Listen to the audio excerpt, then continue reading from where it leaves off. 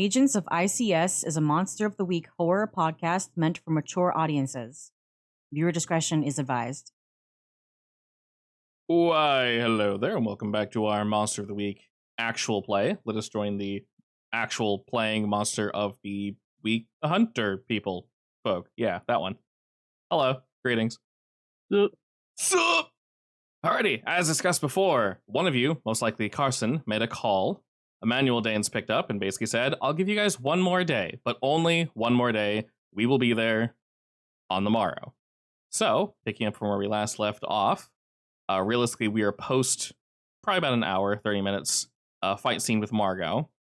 Reminder, you know Margot, that whatever thing, that gooey thing that you ate that made you, I guess, spiritually similar to Marissa, has faded and is now gone.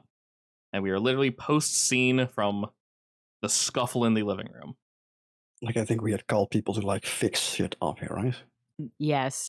Yes, that's the general idea. So are we using this one day of downtime to essentially let I.C.S. come in, quickly swap out the carpets? Yeah. Might as well keep the cover, right? I mean, I assume there's nothing more here, right? No, we're definitely not done. Emmanuel called us and said that Marissa's desperate to return to the basement to watch the Red Reel again. No, I mean in the house itself. No, because she wants to return to the basement. There's something still in the basement. Have we been in the basement? Yeah, I went down. What happened? I didn't write that part down. Nothing, just a basement. Sure. Well, let's go find what's in the basement then, I guess. All right, we gave I.C.S. a quick call, basically saying, hey, home renovation. Swing on by, please. I'm sure we can think of a cute I.C.S. home renovation if someone wants to get on that. I won't stop you. But yes, your group descends down into the basement, leaving the stink behind you. Reminder that yes, the body is gone, but the stink is indeed not, nor is the slime. And it's actually quite a nice basement. Not too spooky. It actually looks like they use it quite frequently. Reminder, there is a door that leads back into their backyard and then loops back around to the front yard from here. You can tell that Marissa leaves most of her yard tools in this general area. So clippers, seeds, gloves, things of that nature. And nothing really seems to be out of order. I don't know. Try to find the spot where you stank into the staircase. Interior Creative Services. Adorable. They're on the way. Looking around the area that you recall, Margot, that Marissa fell through the staircase, you check the steps a few times, and from what you can tell, it's built fairly solidly. Someone of a fairly hefty weight or carrying something rather heavy could come up here and wouldn't break. All right, vibe check this place. Seems fine. Did she fall or was she pulled? You're not entirely sure. It happened very quickly. Like, you could go try watching the reel again, I guess, but I doubt it shows anything at this point.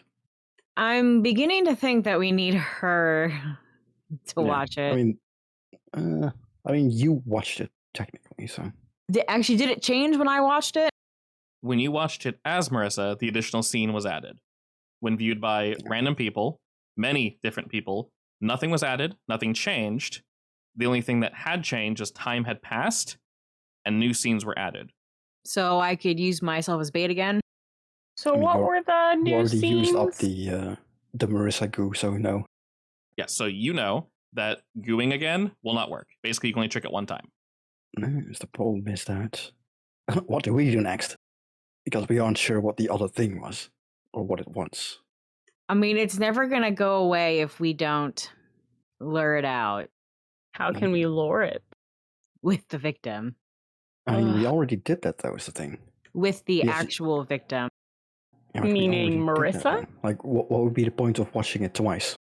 It's just the first lure was in the living room, but she wants to now go to the basement, which is a completely separate room. I wonder why she wants to go down there. The other tapes also had different rooms. Yes, and reminder, every time the tape progresses to a new location, the image itself is much more clear. The first one we could only tell was living room, because we'd physically been here before. Had you not been to this room, there's almost no way you could determine what you were looking at. It was very, very messy. So are we thinking that we should put her in more danger to put her in less danger? No, so unless each room is a different entity, which would be an issue. Is there anything that would indicate a separate entity? From what you've seen so far, no. Well, then we need to do more research to figure out how to actually kill it. No. Because you said there were... I won't say two entities, but like two different pools, right? Yes. So effectively there was a voice calling you to two separate locations. It was the same voice, though. One was just muffled. And was there anything about that in the blog we found? Of like different bowls or different... Probably to, I guess, not feed the trolls. He was pretty light on the details, unfortunately. He became very paranoid near the end, assuming someone was following him. Well, I mean, we can make her watch it again. But then it we just have to feels protect bad. her. Does she have to be alone in order for... No. But she would be in danger. And the only reason we came out so well last time is because I used a lucky and rolled really well on my stuff. I mean, I haven't used any luck, so I have some to spare. I mean, it's probably for the best because there's a downside onto it. Also, when you're out, the biggest downside is running out of luck. Yeah. I mean, you instantly die if you know who. No, it's you don't die. I can just be really mean to you. Basically, you losing all luck makes you insanely unlucky to the point where everything negative gravitates towards your character. That's actually so funny. Yeah, it's hilarious. I like that. So effectively, you guys have half the day today and all day tomorrow to either do more research, speak with who you would wish to. I.C.S. will come in.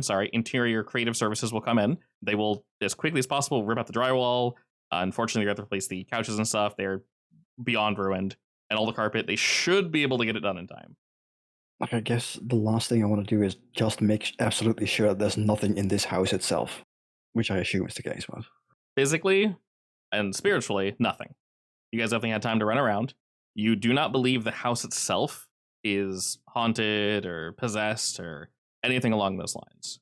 It's, of course, difficult to tell, but you guys have effectively all day. So you can spend the rest of today, since you did this at the halfway point, double checking the house, doing everything we can, which can indeed be time consuming, but that checks off of like, hey, we're good. By this time, Interior Creative Services have indeed swung by and they're working very fast. They're going to work overnight. They're going to flip to the morning, work all day, probably work overnight again, and shoot done by the morning of next day. And did Emmanuel say when Marissa went a bit loopy? Like, was it after we did the thing or during it, effectively? Time-wise, definitely after. So definitely still something then. So realistically for this day, we'll have spent it looking around the house, double-checking what we can to make sure that there's no more spooky shit running around. We'll roll over to the next day, and where you guys will have effectively free time to do whatever you like. Margot, I'll reduce your harm by 1 since you have some time to rest. And if there's anything you guys want to look into, or anything along those lines, let me know. Otherwise, Margot should heal for 1 more, and then we'll continue rolling over. I want to do some research on the critter. Sure. I mean, I got up real close and personal with it. Yeah, you have all day to do research. If the 3 of you want to do that, you're more than welcome to do so. Yeah, Sure. I mean, I guess if it's like a general research, I could say that I'm doing that, but I don't really have any ideas. So. Okay. Do we want to do 3 separate research rolls, or does anyone want to help someone else? I can help. So, Kaiba, you're better at researching because of your little situation, right? Yes, if I can open my sheet. And I'm better at helping. So if you want to back up help, then Margot, we can get both Carson and Kaiba to do some research. You'll have to go to whatever location. So Kaiba will be at his location, of course. And then Carson, you will either hang out with your people or just kind of doing your thing. I'm just doing my thing. Most excellent. So while he's getting that reloaded, you can go ahead and roll me investigate. Realistically, that is a full success on investigate. Kaiba, go ahead and roll yours, and then Margot, we'll say you're helping Kaiba. Excellent. Alrighty, Margot, you're there for emotional support then. All right. So the 2 of you rolled. I can't crit yet. Not yet, but the 2 of you rolled a full success. So we can either ask 2 vague questions or 1 pointed question. Of course, Margot, you can throw your hat in if they can't think of something. But what are we looking at? What do we want to know?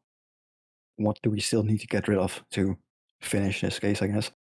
Is it something with Marissa specifically or something with the real? Or I can definitely answer that.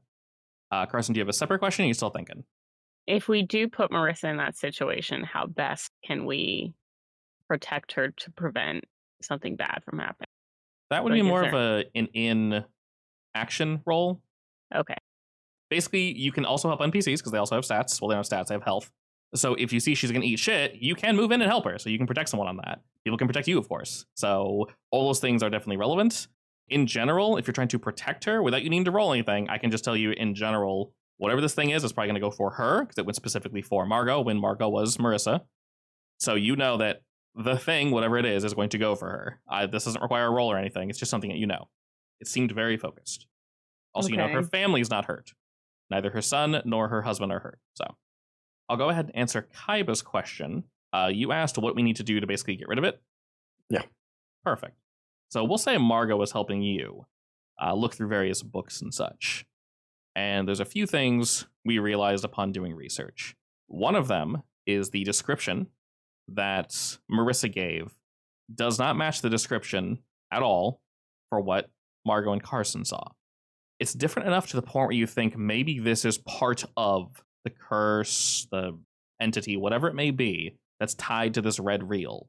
We believe that maybe somewhere deep down, it judges the person that viewed it, and the thing that is shown is based off of that very thing.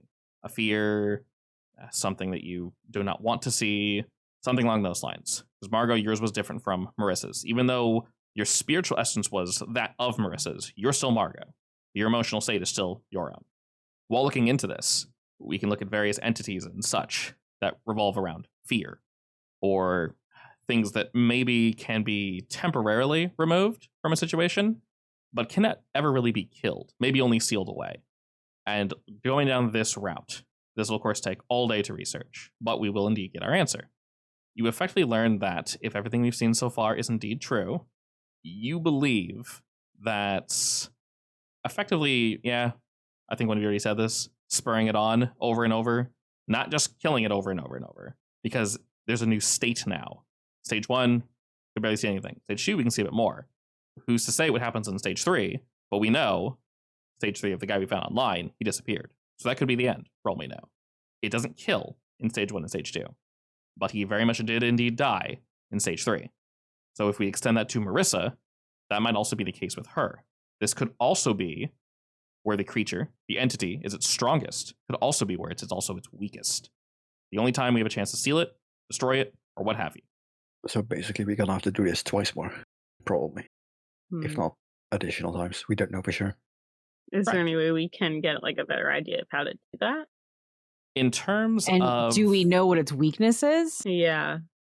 So, not every entity has a weakness. The weakness of this one might actually just be, unfortunately, tying it firmly to our side and then dispatching of it, which might just send it back to the tape. It might reset. As mentioned before, there's no real information about the red reels themselves, at least this version. So you guys are treading new ground here. You guys are your Voyagers. This is all you. What you guys figure out is going to be basically canon going forward. But she wasn't really able to touch or do anything with it the first time. Neither was the blog guy. The second time, she wasn't able to touch it. No, she physically. She couldn't see it or anything. And sorry, you couldn't, like, they literally just could not see it. Marissa could not. Like, no. it didn't exist. That you're not sure. So, well, I guess like it didn't exist to their perception. Correct. Yes. Okay. So there's a possibility it's becoming more and more corporeal. Oh man, that's wild. Which doesn't make it more dangerous, but also theoretically could weaken it. We are aware of entities that have existed in the past that are very similar to this.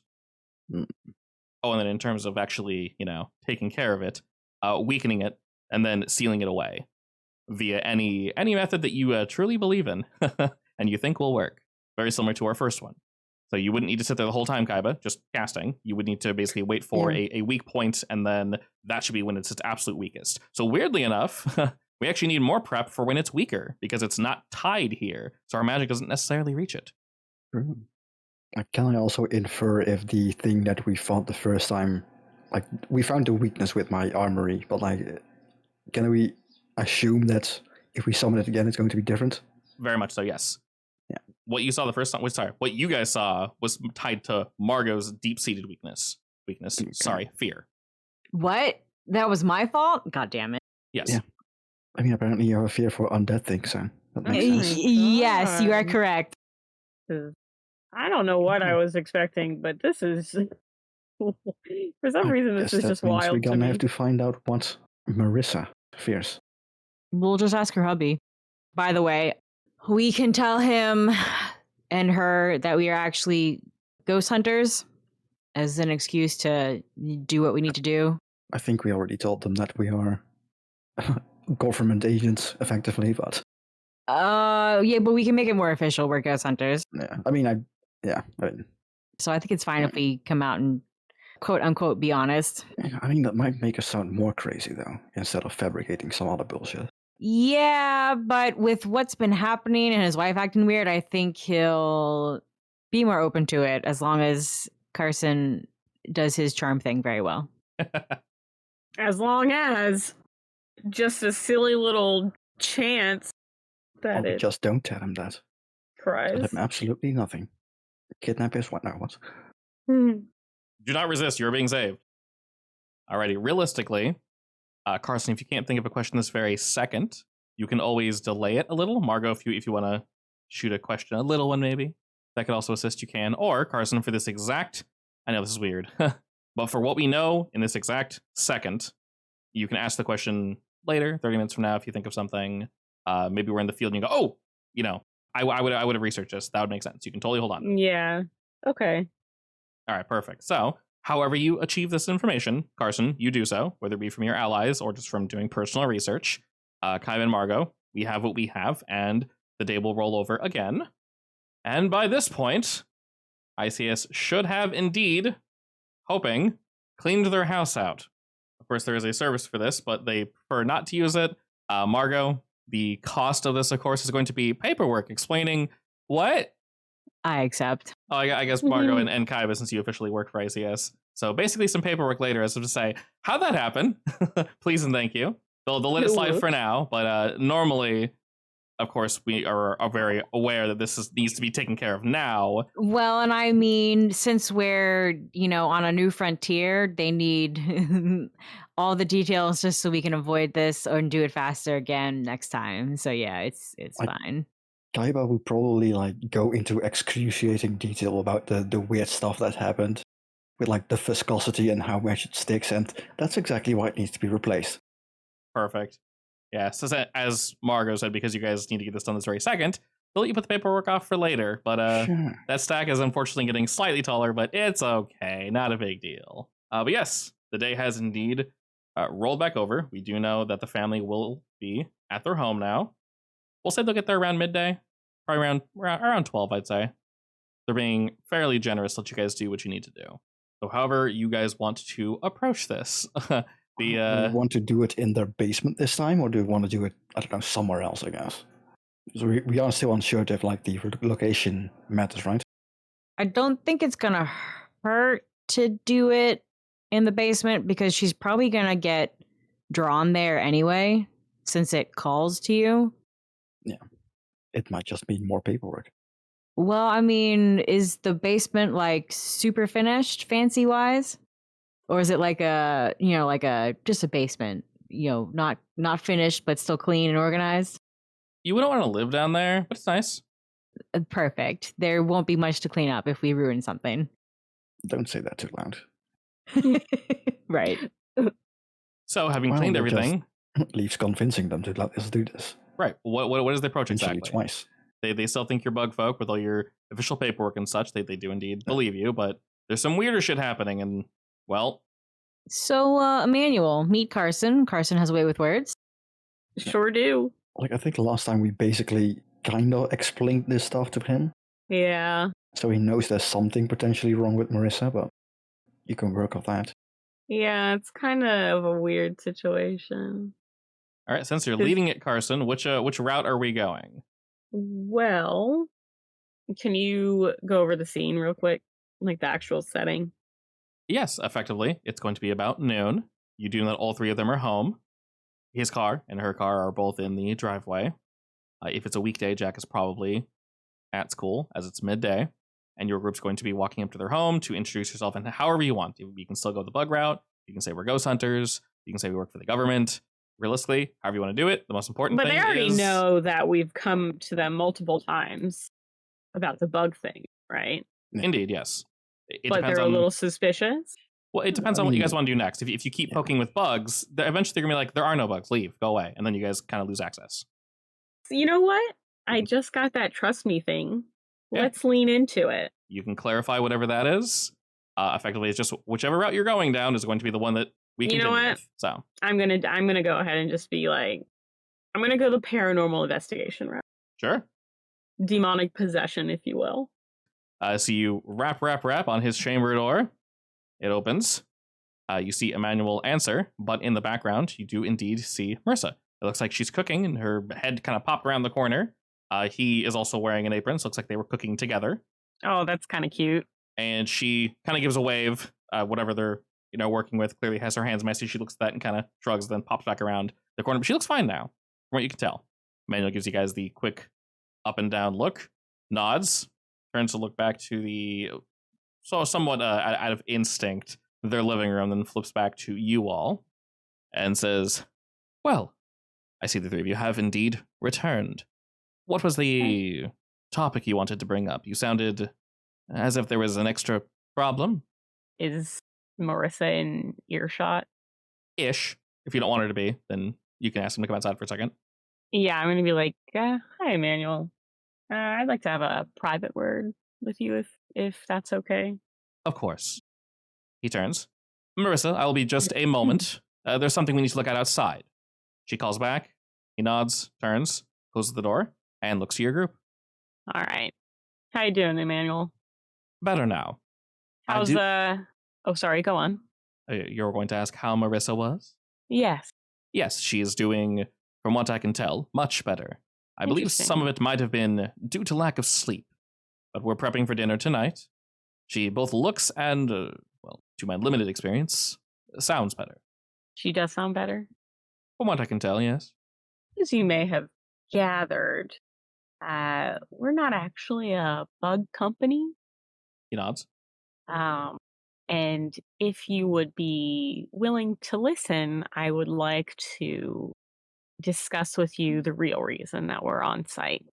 Well, I assume it's something sensitive, as you've called me out here, alone, away from her. Yes. No need to dawdle. You can come out with it. It just sounds a little ridiculous unless you have been living with it. Do you know what I mean? Whatever you think the problem might be, you are free to share it with me. Well, I say this with complete truth. I know this is going to sound so silly, but we are actually demonic paranormal investigators, and we specialize in demonic possessions. And there was an item in your possession recently, and we believe... I mean, he's a movie director. I'm sure he knows what red reels are. Yes, that's true. Well, he does know what they are, right? Potentially. You're not 100% sure. Well, I'll go ahead and say, do you remember that item that we purchased from you recently? Yes, the unmarked reel your compatriot purchased from me. Correct. That is actually the item that we were looking for. However, it appears that the entity contained within it has latched itself onto your wife. And that is something that we need to remove so that she does not get hurt. All right, nodding along to this, you can go ahead and make that roll now. Oh, God. Holy mother of God. Do you think that hits? Woo! I think I trust you. Too bad you can't crit with that. That's crazy. All right, on a 10 plus, they'll do what you say they should. No questions asked. So you let him know of this danger, this potential spirit. And he's holding his hands behind his back, standing straight, looking down at you all, nodding along to everything you say. His face doesn't betray any emotion of distrust or disgust. And after you present all this before him, he simply nods one time and says, "Understood. So, if I'm hearing all this to be correct, you believe my wife is possessed due to an item that we procured some weeks ago. And it's a demon, ghost, or... Generally, we're not quite sure what it is. We have not seen it very often. We do know that it is of some level of sentience, but it's been very elusive. So we're still... All we know right now is that We want your wife safe and not around it. Well, what do you need of me precisely? Out of game. What do we need of him precisely? His house and his wife. Well, that sounds a little weird. Yes. So I guess we could say that, like, the only way to get it is to lure it out. Like would that we did make last sense? time, we needed your house and your room. And we had a trick to lure it out. But that won't work this time. We need Marissa. He raises an eyebrow while looking at you. Is that why my carpets are new? Yes. Yeah. Trust me, you did not want them back. Understandable.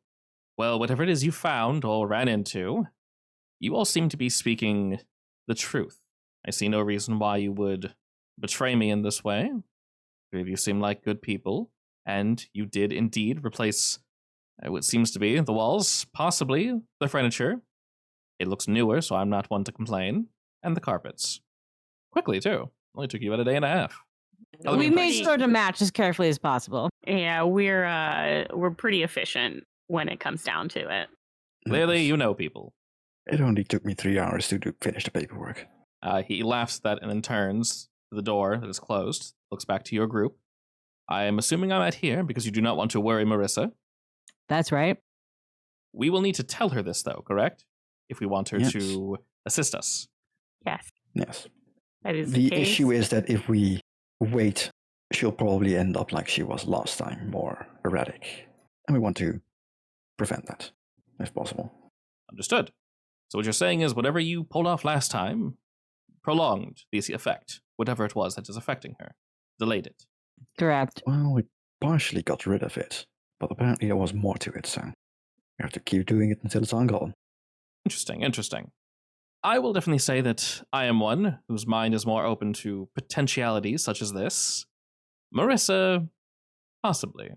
Her and I have not exactly discussed ghosts or the afterlife, demons, things of that nature, but I would like to be the one to break the news to her, if you will. If you could come back in approximately 3 hours, I believe we should be prepared. Would that work? That's fine with us. Sure. If you need anything, contact us directly. Perfect. I would shake your hand, but unfortunately mine are currently a little messy. I did not even notice that, truthfully. He holds them up and looks down as if to say, oh. They're covered in flour. Yeah, essentially. He laughs at that and holds his hands down to his side and says, well, shouldn't take too long. I will see you all in exactly... Before you yes. leave, do you happen to know what your wife's greatest fear is? A question for the ages. Her greatest fear. It might be bug-related. Interesting. Off the top of my head, I cannot precisely say what that might be. Fears are unique, wouldn't you say? Quite. I found out what hers was, and I'll point to Margot last night. I will cough into my fist and pretend I didn't hear that. Interesting. I would need to think on this for but a moment. Off the top of my head, there are a few things I can indeed think of. We can also ask her, but it gives us time to prepare. Of course. I would say it's very similar to asking someone their favorite movie. Silly, to be sure, but in that moment, their favorite movie could be X. When in 3 months, their favorite movie could be Y. Purely based on a mood. A fear could function the same way, truly. Definitely. I don't know. I've been freaked out by undead for quite a while now. Perfectly understandable. We are all different beings, though, are we not, Margot? True. Fears do shift and change over time. But you'll want to make sure it's her deep-rooted fears, not something she's afraid of in the moment. He points precisely. Well, if you can't figure it out, you can ask her and text us. Indeed. We have some things to prepare anyway. He does need to think for a moment and says, well, if this is all part of the process, I'll be sure to get that for you post-haste. Other than that, is there anything else that you require of me? No, I believe that is about what we need right now. Most excellent. I will see you all in 3 hours then. And If I you do could not prepare back away. setting your projector in the basement, that might help speed things up. Specifically the basement? It's probably for the best if we are on the location where it's made itself aware, I guess. Intriguing. Last time it was in the living room, but apparently this time it's in the basement. So. Oh, that would explain the mess. Well, all right then. Wait, what mess? The mess that you need to clean up. Oh, okay. I was gonna say mess in the basement. What? Well then, I'll have all that set up. 3 hours should be perfectly adequate time, and I'll meet back with you all. And he points at his watch, and then nods. About 3:15 or so. Yes.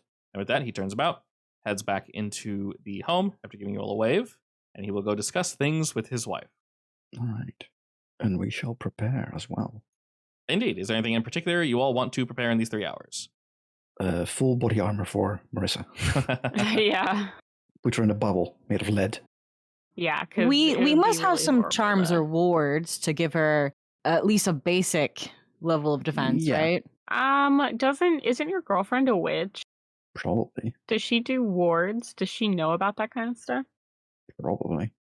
Do you want me to abuse my backstory to get us some magic? Yeah. Yes. Yeah, I do. Sure. Can I keep her? Let's see. You have that. What is that roll from? I have armory, but magical laboratory, right? Oh, damn it! It says you just have stuff. Yes, armory specifically lets you roll. Go ahead and use that, and I think it's we'll more see. so for weapons, but sure. More so for weapons, but we'll say in this sense, it's an armory for assisting us. All right, let's see if I have some magical protect Marissa armor. Basically. All right, excellent. Yeah, I mean, I guess I have something. Not a 6. Yeah. So basically, I can protect her once-ish. While looking around, though, we weren't exactly sure what to grab. So we'll say you grabbed a few relatively simple awards that can be used quickly. They do burn away. You're not sure which will work, so maybe we'll say you grabbed like 3 or 4, hoping one will. And then we all know that one of them will indeed work. You've now returned. And with Kaiba prepping that, Carson and Margot, do either of you want to do anything or just kind of chill?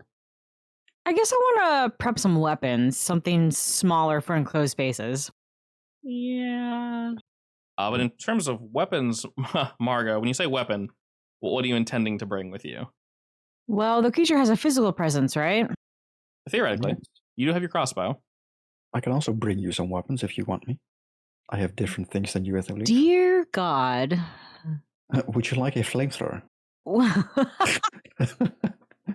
Okay, 1, a crossbow in a basement makes 0 sense. 2, a flamethrower in a house makes 0 sense. What do you mean? Makes perfect sense. Only if I want to burn the whole damn thing down. I mean, is it actually normal for us to switch out weapons? I'm not sure if that's... No, once you've chosen, that's it. That's all you got. Ah, too bad. All right, well, I have a silver knife. Can I get like a whole bunch more of those? Yeah, I mean, basically, the weapon that you have, if it's feasible to have many of them, you have many of them.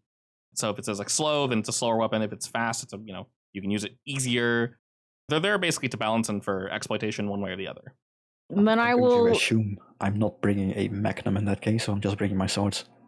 Yes, I will just bring lots of my little knives. Like I have 2 harm, silver and iron swords. So. All right, Geralt.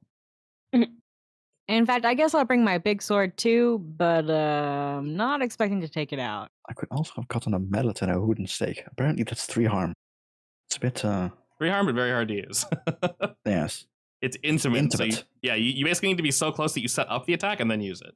It's also slow, yeah. Yeah. But yes, Margot, I guess now that you guys have said that we're, the possession experts, are you keeping the blade in the vehicle or are you dragging it in with you? I mean, probably take it with you anyway. It's better to have it on hand, at least. Yeah, I'm going to take it with me, but it's going to be covered up. Excellent. In your usual bag? Sure. Yeah. All right, perfect. So whatever weapons you guys bring. In a brand new skew bag. Yeah. So whatever weapons y'all bring will definitely be concealed. And the time is indeed upon us. 3 hours later, y'all swing back up to the Danes' home. You give it a knock. And this time, she answers. She looks you all up and down, gives you a smile, and then motions for y'all to come on in. Come on in. First, because I'm the most trustworthy. Obviously. She specifically sees the extra equipment you're bringing with you, very much not bug-related this time, the large thing on your back, Margot, and giving that a look over, she definitely stares at it for a good long second, and then her eyes jump to you, Margot, as she says, "Is that for exercising ghosts, or what is that?" Exercising ghosts. Well, your but that equipment's... size, honestly, it works with anything. your equipment's definitely very different this time.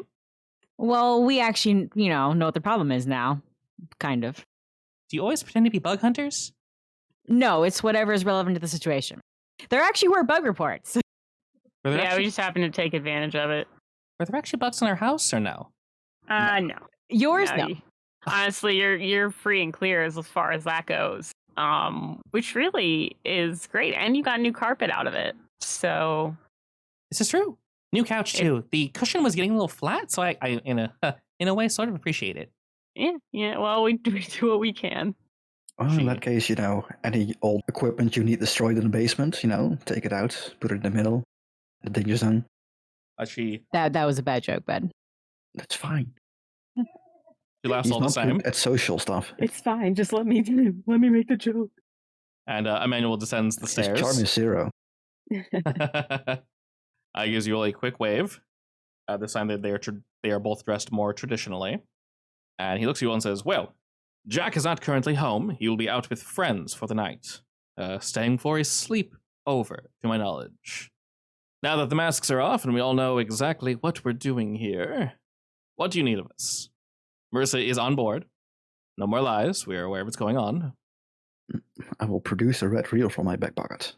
We are going to watch a movie.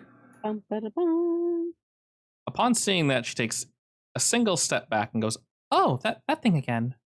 Is that the problem?" Is that me? Yep. What's it do exactly? Precisely. The red reel, you mean? She nods. Have you ever watched The Ring? She nods again. That's what it is. That's basically it. Is a small Japanese girl coming to kill me? No, but you Well, in this case, it's your worst fear, but... Yeah, I mean, we're talking more like the whole watching the tape thing and then having bad things happen after you watch the tape. Oh, so no phone calls then? No phone calls. Okay. Hopefully not. Well, I mean, Hopefully unless not. you're scared of social speaking, I guess, but... Well, we are planning on getting rid of the problem before it decides to evolve, so... After giving it a very long and hard stare, Emmanuel's looking over you all as well. She says... In short, it's going to get weird. I understand. It's going to get weird, but we to... have nothing but your best interests at heart. Do I need to watch it again? No. Yes. Potentially Yeah, a couple times. Now I'm going to be straight with you. Yes, you do, because it wants you. Yeah. How many times did we watch it like last time? Before it appeared? She watched it once. You guys watched it once, Margot as Marissa, and that basically triggered it. Yeah. Okay. I thought you watched it multiple times before it actually appeared. Now, as yourself, as just Margot, you guys could have watched it just fine. All you would have seen was the footage. Hopefully only once, potentially twice, and hopefully not more than that. All right, and you'll try I'm going to be honest, ma'am. This is going to get a bit more than a little scary. But our job is to make sure no harm comes to you. Speaking of, and I'll give it the charm, keep this on you.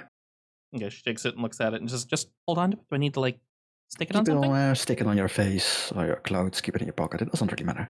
She laughs that and sticks it to her forehead, and she kind of makes a zombie, oh, at Emmanuel, and he rolls his eyes. Cute. Yes, I do like Jiangxi. She points, goes, oh, yeah. She laughs, takes it off. Cute. And goes, all right, well. Ooh, sorry, jokes, tension. She's waving her hands out, trying to get the jitters out. It's okay, so it's going to get worse, but then it's going to get better. Yes, exactly. Right. I feel like I'm ready. Emmanuel and I spoke of this, and we trust you all. You didn't mention that you were charging us or anything, which she kind of motions everywhere. In this neighborhood, I'm sure it doesn't get past you that, yes, there are many scams and things of that nature. But, well, all right. So we just need to, go into the basement, watch the tape, and something will happen? No. Now, the other question is, of course, does Emmanuel want to be there? I would like to be present in the room, yes. All right. Will I affect it negatively in any way? No, but I probably won't target you. No, but if you try to protect your wife with no skills like us, you could get hurt. So just keep that in mind. So in fact, do you have a spare charm for him too? No, I only had enough for one. This is fine. You were saying if she's attacked by something, an entity of some variety, I should stand back and allow the three of you to handle it? I mean, I know you can't, so here, take a couple knives. I'm not going to tell you to not protect your wife, you know. I wouldn't either, but saying. keep in mind, this is dangerous. Yes. So unless you have a gun on you, although that's probably not a great idea in this enclosed space. Not in the basement. I'm going to hand him some knives. A crossbow, maybe? He holds his hand out as if to say, I'm fine. Knives in an inexperienced hand would only lead to more injuries, I believe. All right, that's fair. Well then, Other than that, when are we starting this? I will merely be a witness. Right now. Oh. Gotta know it as quickly as possible. We don't know how long it will take. Perfect. I assume it's on the problem that we just ate? Well, you might puke a bit, but we'll find out. Yeah, we'll find out. And Marissa makes a face as if to say, like, oh, I don't want to waste my dinner, but oh well. It was so good. And with that, they both essentially motion for you guys to head on down to the basement. The door is already kind of cracked open, just across the way from the kitchen. And like before, it's lit well. There are not huge windows, but sizable windows downstairs that were letting in light, but now have blankets over them to cut all the light out. And you can see that there's a larger blanket basically pressed in front of those, and the projector is positioned an adequate distance away from those. And he motions for you all to sit down if you need them, and then he kind of makes a face as if to say, oh, do we even need to sit down? Should we stand for this? I don't think it matters. And here I prepped a movie session for downstairs. Quite silly. Did you make the popcorn, Marissa? And she laughs at that. And she says, well, if I'm watching this, do I just stand in the middle? Is it safer to sit? I think... Where did Margot get grabbed by the thing? On the staircase, right? Yes. Well, if you want to go by the movie, she was sitting on be standing on the staircase. She was sitting last time. That's right. This is going to be weird. You have to be watching the movie as you're standing on the staircase, I guess. Do I need to go there? Probably not, honestly. But just to be safe. Okay. She takes a few steps up. I think you might get an impulse to go there anyway. And she's kind of just standing on the staircase. She has her hand resting. And Emmanuel's at the bottom of the staircase, kind of around in case she falls or something, but moving enough that you guys can get up there if you need to. He checks under the staircase, see if there's anything down there. Kind of shrugs. He puts his hand on the various footfalls to make sure they are stable. He kind of shrugs and goes, well then, all right.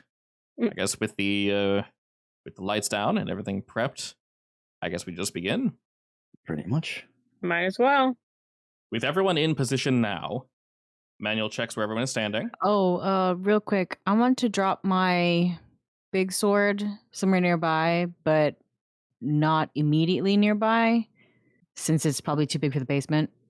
It's barely just too big, but with the right positioning, you should be able to use it.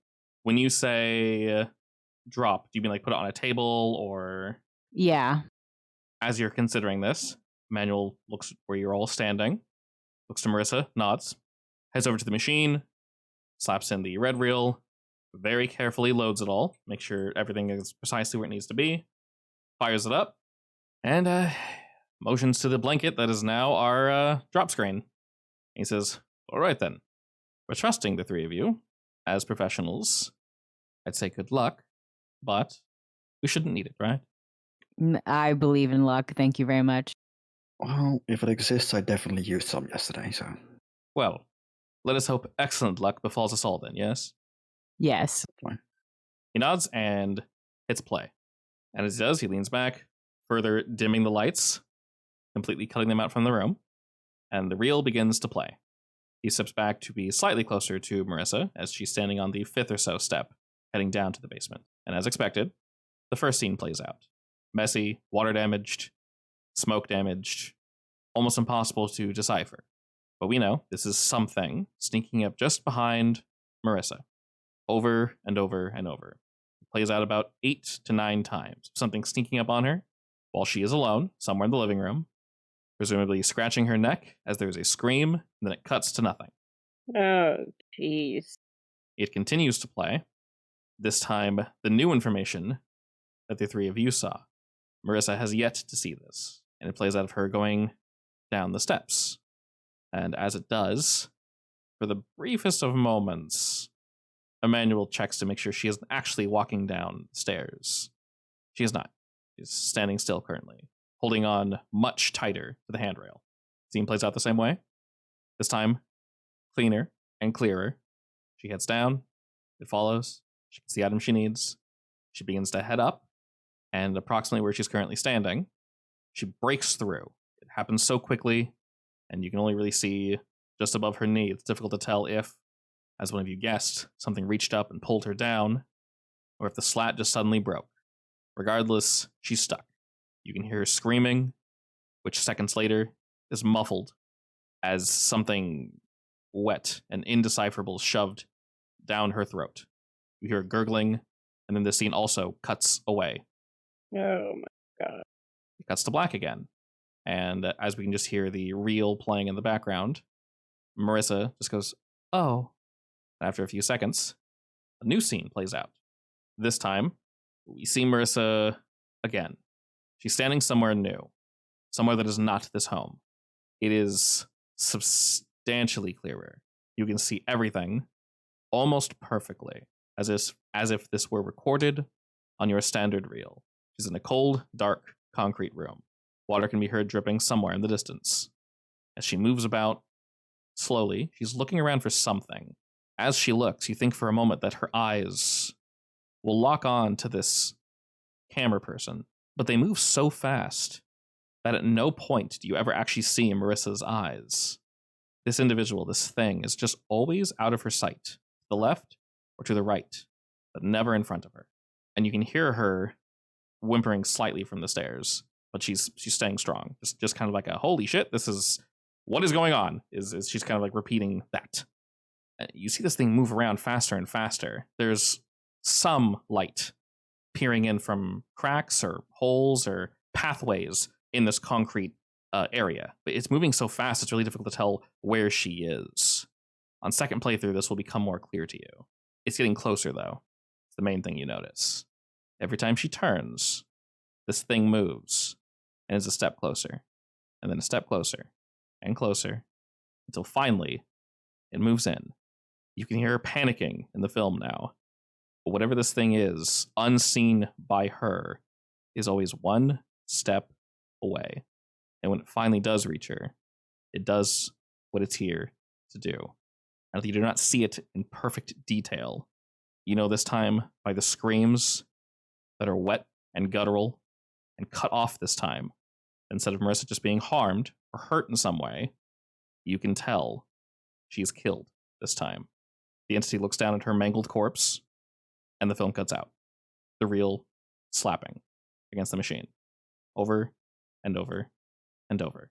As Emmanuel walks on, flicks on one of the lights, and I ask the three of you to go ahead and roll me to keep it together.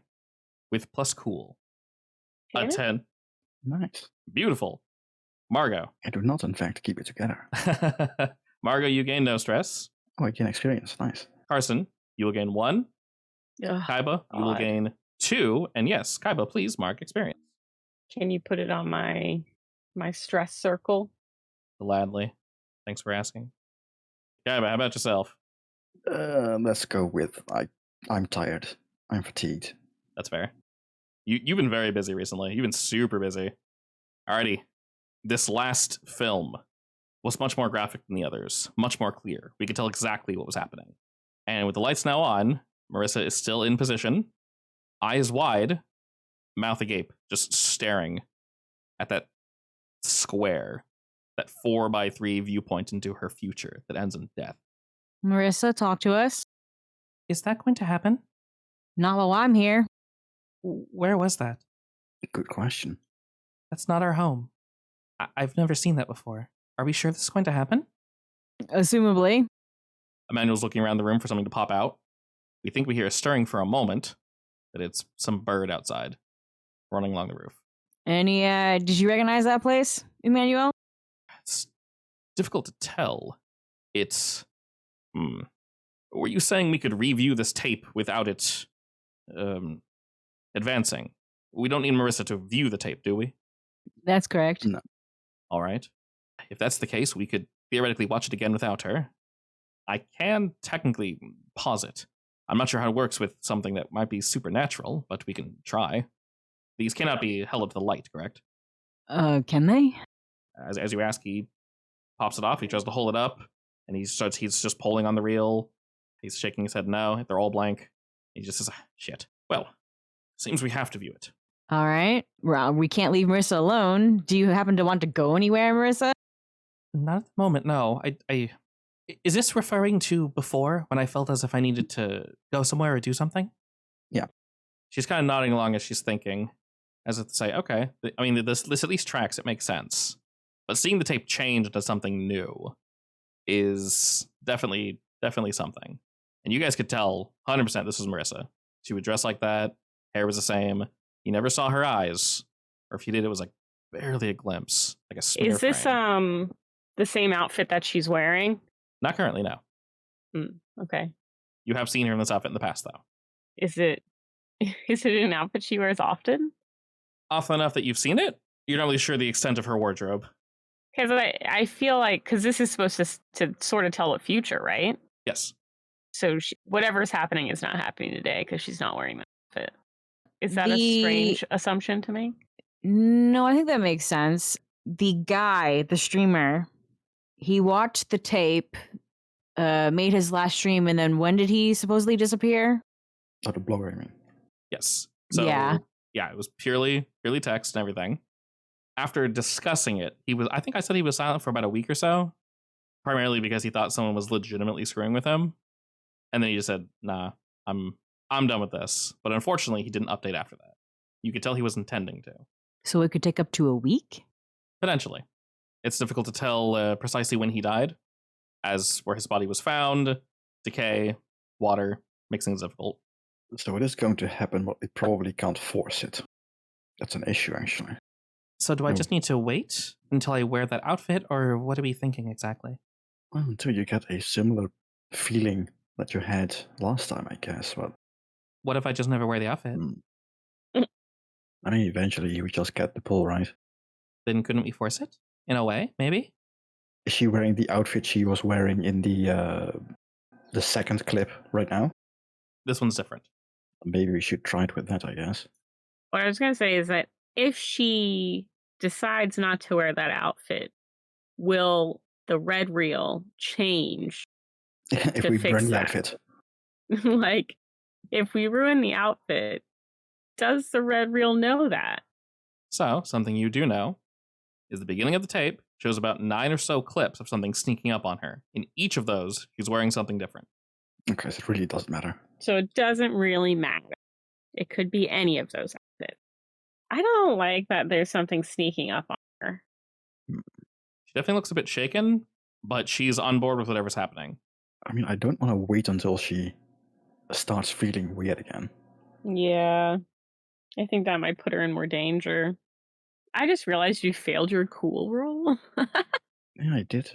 Why is that so sad looking? I mean, Kaiba isn't cool. What, the face? Well, I just think the juxtaposition of the failure face with the fact that it's a cool roll is so sad.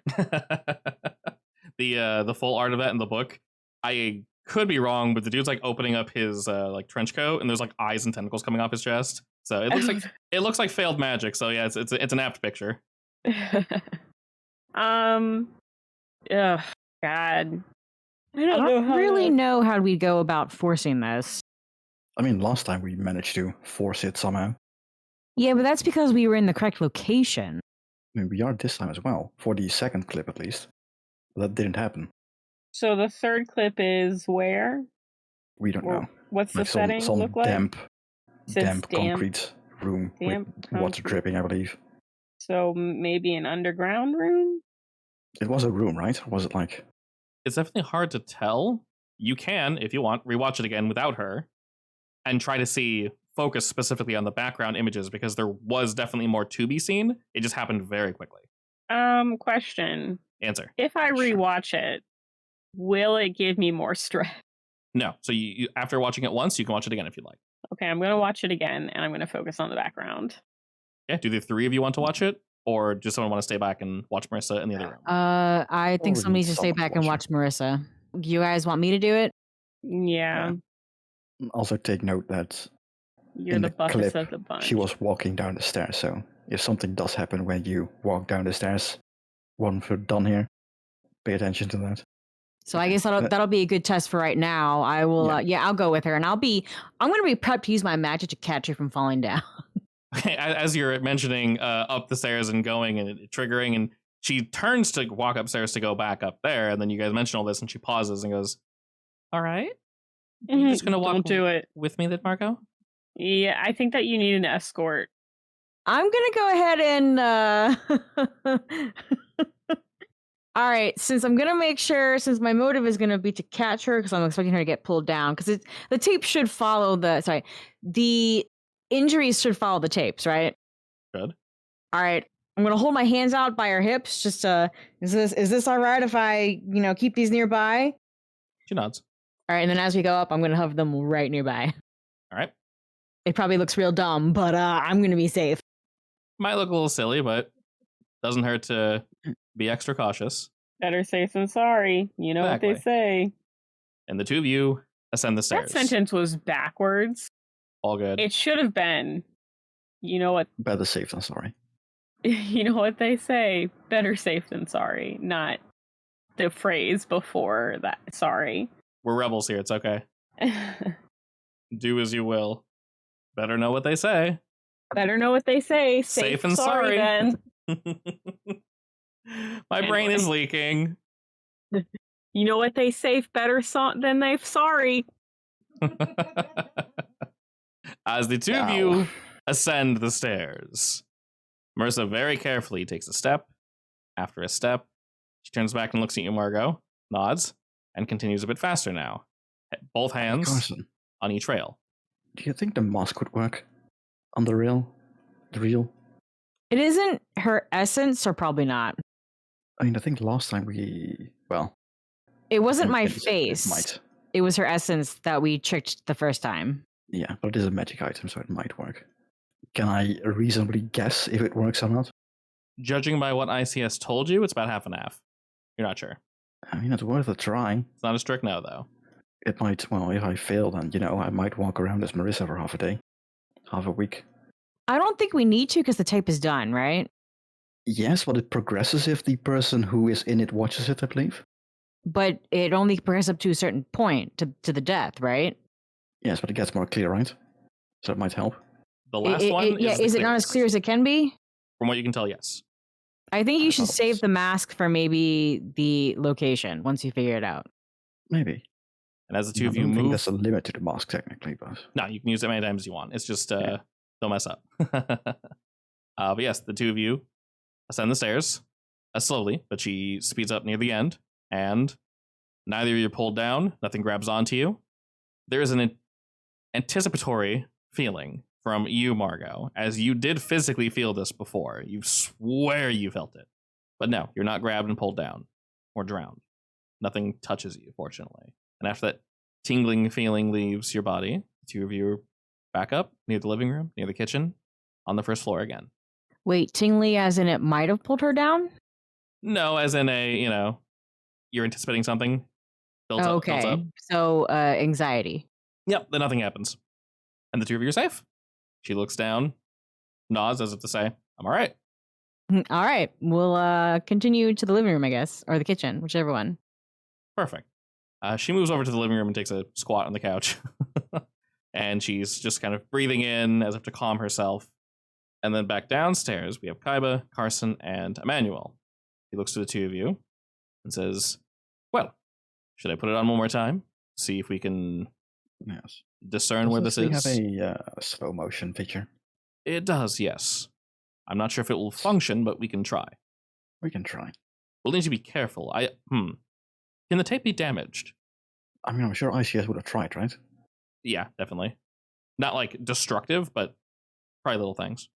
Like wiping it with a magnet or something. Yeah. Normally I would say something old could potentially be damaged if handled incorrectly, but if we think it's safe, then we should be fine. Yeah. Apparently these ones are a lot harder to destroy than the actual ones. Well, that might benefit us. He rewinds it, pops back in, clicks everything into place, clicks off the lights, prepares to engage the slow motion and hits play. It plays through the first 9 scenes of her being snuck up on, the one scene here in the basement, and right when it gets to this other room, he hits slow motion. It plays out exactly the same way it did the first time. Something far away, slowly getting closer.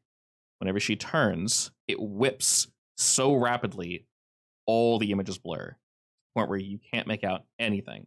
But it stops for a moment, and she turns again, and this repeats over and over and over. This time, though, in slow motion, and you're able to see much clearer now. This is indeed a cold, dark, concrete area, but I'm not sure if I would call it a room. When it freezes for a moment, you notice that the hallway, whatever this is, goes on for quite some time, to the point where this might be a warehouse. The ceilings are 15-ish feet high, and there's various hunks of metal hanging. 2 pieces of metal hanging down with something horizontally that probably had something printed on it at one point, but is now faded. You also see all along the ground, organized in rows, long strips of concrete with faded paint between them. It turns again, and you can see what were stairs, still usable, all concrete, dilapidated. It turns again, and you see somewhere that bends upward as if some sort of machine would drive up it to the second floor. It turns again, and you can see somewhere out into the distance. And you're not sure if it's raining or if it's just really moist here, but you believe you can see outside. You can see the roads, the streets. It turns again, you can see some more of the streets, and then eventually the tape ends. Does anyone want to guess what this thing is before I say what it is? Ooh. I don't know, shipyard? I mean, I got nothing. After viewing everything, you determine that this is most likely a parking lot, a parking garage, multi-tiered, long out of service. Whatever signs that say first story, second floor, some are hanging, some just have, growth building up on them slowly. But looking through outside, you can just barely see some street signs. And it looks like you can, if you focus, make out some of the street names, which is quite fortunate for you all. What are the names? The first one you see... my special ability called Google to find the names. The first one you can see is a Blitz Boulevard, and the second one is Merry Way that you can see.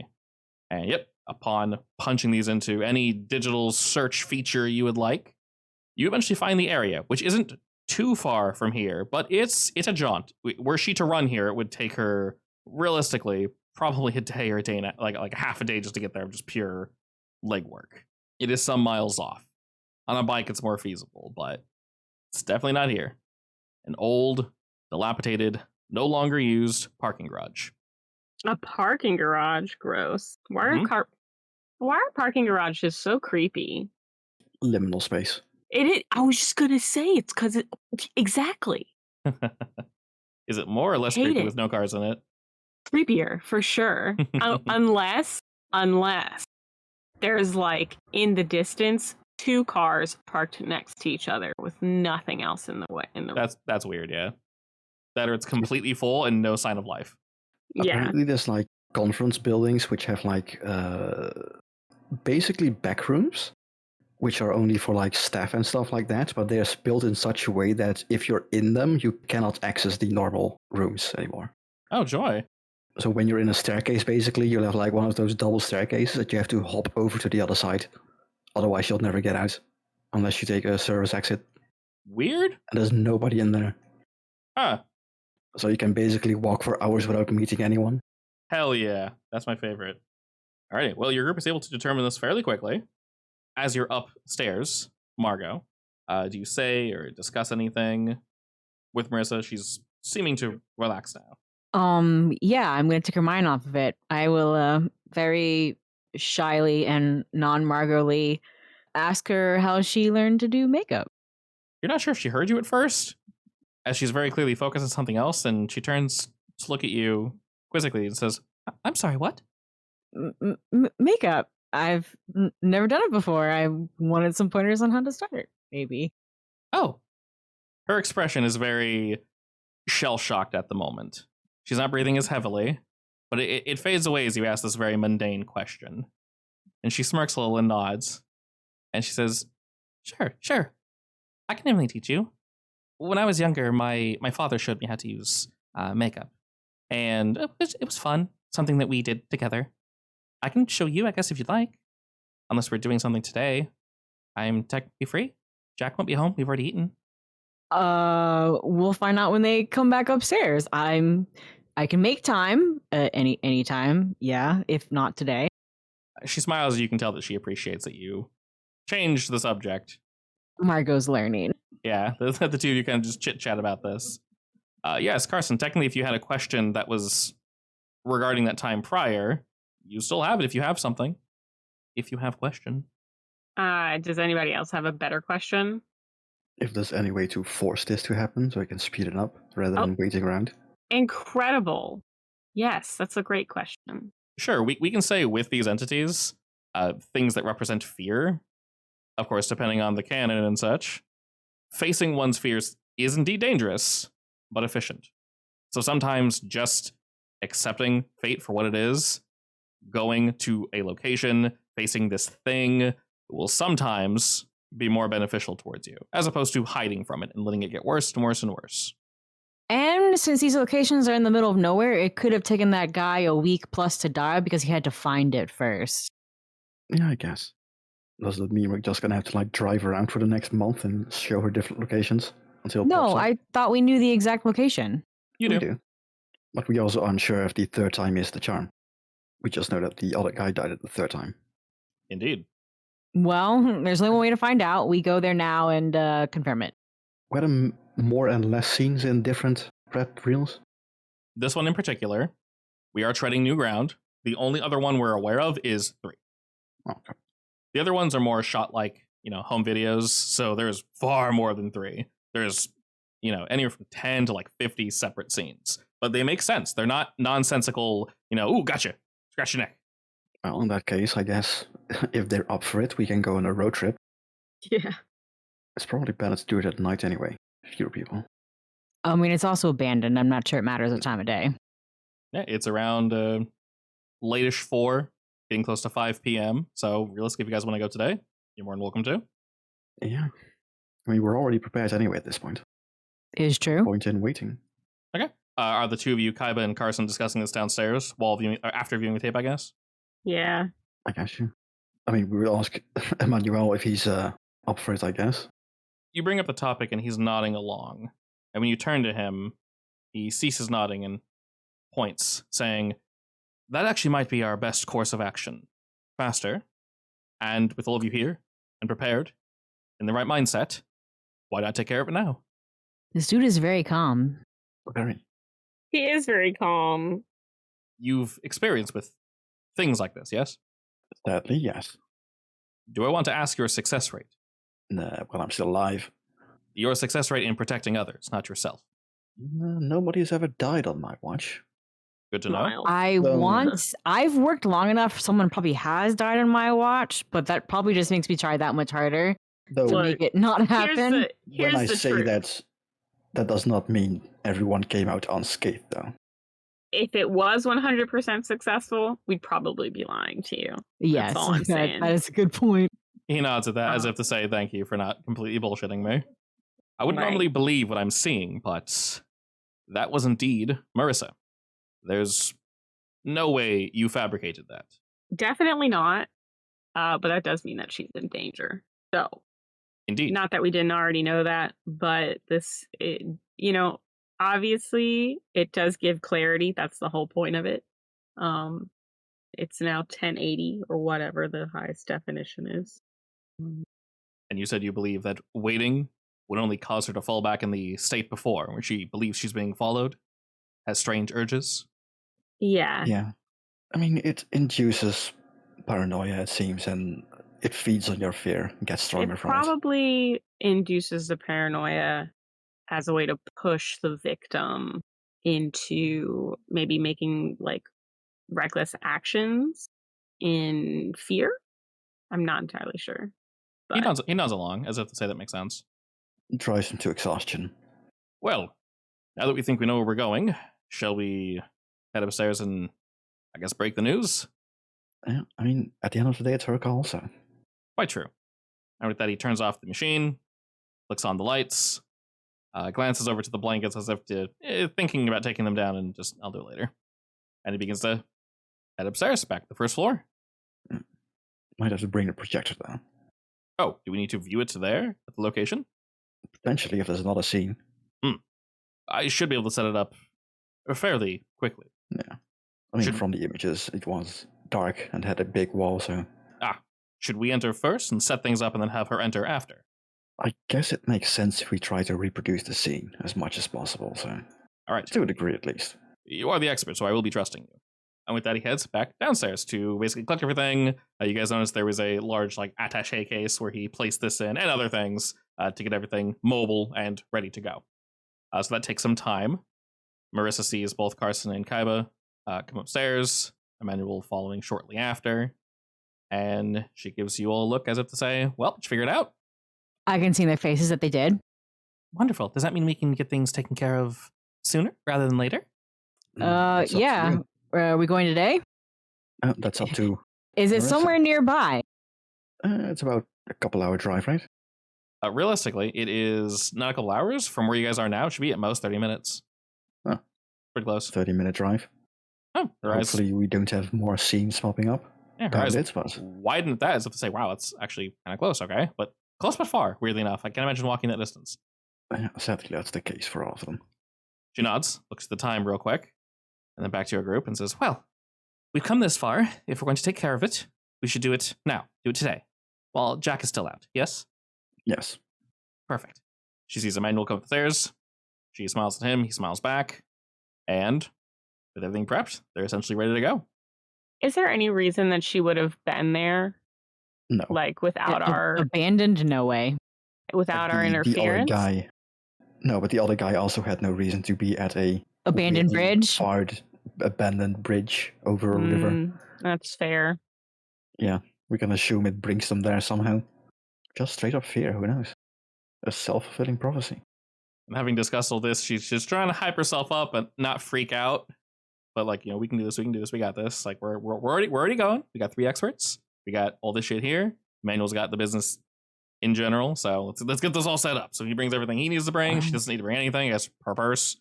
On the flip side, we're going to a bigger area, so we don't have to be afraid of bringing bigger weapons. Ooh, yes. Loud ones will definitely echo, but if there's no one nearby, you should be fine. Yeah. The thing was fast, though, so we need a way to, I don't know, slow it down or something.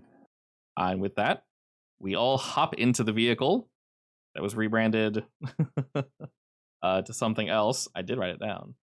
The mystery van. Interior... Wait, no, that was the other one. Oh, no. Investigative closure specialist. Yeah. Investigative closure specialist. I mean, ghosts, we're ending their time here, closure. No, I like it.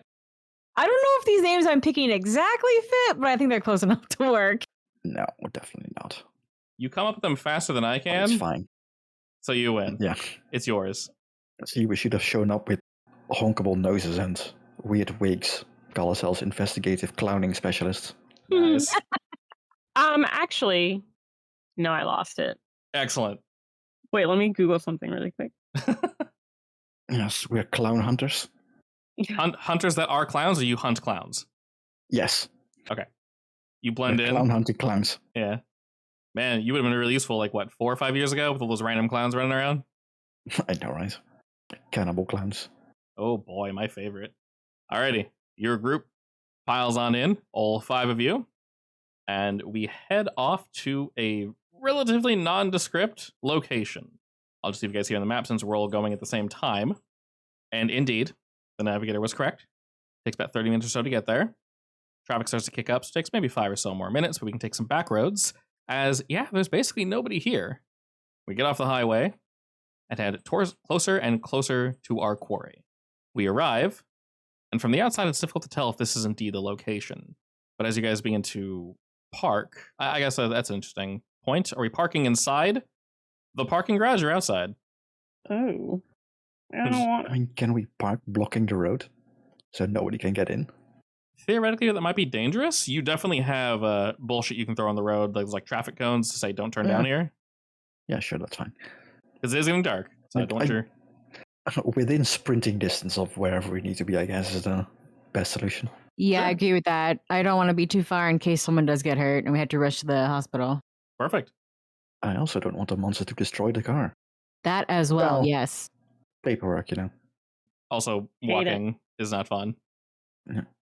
Alrighty. Well, we park at a reasonable distance away, but also not in the road. If you guys want to block off the roads, I'll take you just a second to do. Just throw some traffic cones out. People tend to not touch those. So we should be set there. As we get closer, upon maybe thinking for a moment, is this the correct location? Marissa gets a little antsy. In her seat, she's wriggling around and her eyes start jumping. The conversation dies for a moment in the vehicle as you're trying to find a spot to park. And it looks as if some sort of pressure is building and she's looking for something. But May doesn't realize she's looking for it. Let her out and watch her from the shadows, I guess. We might as well let this play out. Did you guys want to set up the reel ahead of time? Yeah. Wait, is it implied that she has to watch it here? No, but we're watching it in case there's another scene. I doubt it, but you never know. I also don't think I want to let her go alone. No. The creature wasn't bothered by Carson and Well, I mean, we also weren't Kyba sitting nearby next in the to you. living room, right? No, but in the real we also weren't sitting in the sofa, basically. She pauses as you guys turn the vehicle off and start opening doors, jarring her from whatever reverie she was lost in. She looks about a bit, eyes no longer as glassy, and says, "Oh, we're here." Her eyes were glassy, For a second, yeah. meaning like she looked out of it, or like she was just. She can feel it tugging her. She looked a little out of it, as if she hadn't blinked in a little too long. Oh yeah, that's a mood. As you guys are setting things up, she shakes her head and looks around. I do feel odd here. It might be the fact that this is, well, an abandoned parking garage, but off. What do you need me to do exactly? I understand what's going on. I'm, the bait? You'll protect me? It's supposed to come for me, right? But you can take care of it? Yeah. I guess we'll just want you to follow whatever you're feeling. She nods. And as she has bait, Emmanuel kind of pauses his setup and looks at her. And she looks at him and gives him a reassuring nod. He goes back to setting up his... I guess we don't really need a drop cloth, technically. It's basically just the light. He's got a little, power source and everything for this. It won't last too long, but if we need it, it's not turned on. So if we think additional footage is added, it's primed and ready to go. Moved away, so if you guys fight something that gets knocked over, this won't be the first thing destroyed. I've also decided Margot bringing up that topic has made her just slightly attached to Marissa, so she's not going to wander too far from Marissa, no matter how it affects the location whereabouts of the monster willing to attack. Perfect. Just make sure you're out of sight, I guess. That's not going to be possible in this big abandoned empty car park. You can be in the shadows. Yeah, but it's getting dark now, right? There should be... Yeah, but still, the abandoned car parks have pillars, right? Yeah. All right. Only if they're nearby. And yes, indeed. The sun is starting to go down. As it gets a little darker, you realize this place is 100% abandoned, as the emergency lights do not turn on. No engines were to life, nor machines to keep the light active and the darkness at bay. She starts roaming around a bit slowly. Emmanuel turns to your group and says, "So when this thing appears, do her and I run off? Do we escape?" He looks up, and you can see that this building is probably 2, 3 floors up, probably. Shall we head up there, away, so you can do your business? The goal is to kill her. So... That makes it sound like we're gonna kill her. No, sorry. The goal is for it to kill her. Thank you. So if she runs, it's gonna chase. Like last time when we did it with Margot, it appeared before the actual scene played out, right? Yeah. Yeah, so we can assume that we can get rid of it before that happens. Okay. Are you gonna repeat your thing with the spell lock to lock it into a specific location? I don't think we need to, but I can, but I will be locked in place again. All right. I mean, it's fine either way. It's just that if it's free to roam, then she can't wander far from us. True. I mean, we'll be focused on her. Exactly. Unless I go with my mask, I guess, but it's also an option. He's nodding along to your suggestions and says, if this thing is trying to kill her, though, and if it's as dangerous as you say, would it not be advantageous for us to, I guess, see that it's being summoned or pulled, and then leave, move clear of the area, so she is not to be harmed? Yes. I think they should probably hide around a nearby-ish column, because if they're on the second floor above us and the thing can hop through shadows, we'll never catch up. Like, we do know it's fast, and we don't know when and where it will show up. Yeah, so we don't want them too far from us at any time, but yes to bringing her out of like gunshot range by accident. Okay. He nods and motions for an area nearby that he'll hide behind with her, basically, once it happens. All right, that works. We can tell them to jump into the van, I guess, and, I don't know, drive circles in the parking lot, but don't leave it yet. So it doesn't try to, I don't know, jump through time and space to chase her, I guess. He thinks for a moment. Sure. Just get around the corner. If things get to that degree, we'll take the vehicle. But if you believe she needs to stay nearby, for it to stay nearby, we'll hover in the area, and I guess just keep the keys nearby, and we'll know that it's an option. Yes, and I can also try something else to see if it will focus on me instead of her, but... Perfect. He nods, looks at her, and she's about, 10 feet, so 10, 15 feet away from him. She's still kind of walking around, just breathing, chilling, looking about. And as she does, about 5 or so minutes pass. She was very tense at first, but seeming to calm down a little now. Looking around, she's checking, as you said, jumping between shadows. She's checking to see, like, is it back there? Is it over there? Not sure where it would come from. But you're all feeling slightly off, as if the ground is not level here. I mean, it probably isn't. Is it like it's pulling towards her, basically? Potentially. As she's searching and feeling out for this something, what are the three of you doing? I'm thinking it'll probably attack if she's actually scared, right? It might be part of the requirement. Potentially. I was thinking of making, I don't know, scary noises. Like something is dragging along. I refuse to join in on that. So while you're waiting, you want to make like a random noise to startle her, basically? I guess. Well, you got enough shit in the van that you could feasibly make a sound that no one will know is coming from you. While you're I don't prepping. want to be mean, but doing my job, it's probably for the best if she thinks that we are no longer around, basically. Like she is actually alone and there's something else here. She moves a little further from you guys, and as you do, you make the sound, which you can hear her voice kind of in the darkness up ahead, and she's looking around, and you're not entirely sure if it triggered anything immediately, but she's definitely on edge now. As you can barely see her. She's looking around more, and after a minute or so, you hear her voice jump out and say, "So I don't physically see anything or feel anything. Well, maybe a little. Don't respond. Don't respond. I think a lot of it is just walking around in the dark is kind of scary. I don't know what it is. Just walking around is anywhere, really. Just the urge to turn on a light that I don't have. But, And she's been updating you guys every couple minutes or so as if to say, I don't feel anything. Oh, it feels kind of weird over here. But as we wait a little more, a sound akin to like a rattler, like a rattlesnake at least, but not quite. Slower. Something shimmying or moving along, and she pauses. You're not sure if it's your ears just playing a trick on you until you hear her go, "Oh." And now Emmanuel's up and looking for whatever this thing is. Did he tell us what her fear was yet? No, I would say if you were to ask him, he couldn't get a pure answer from her.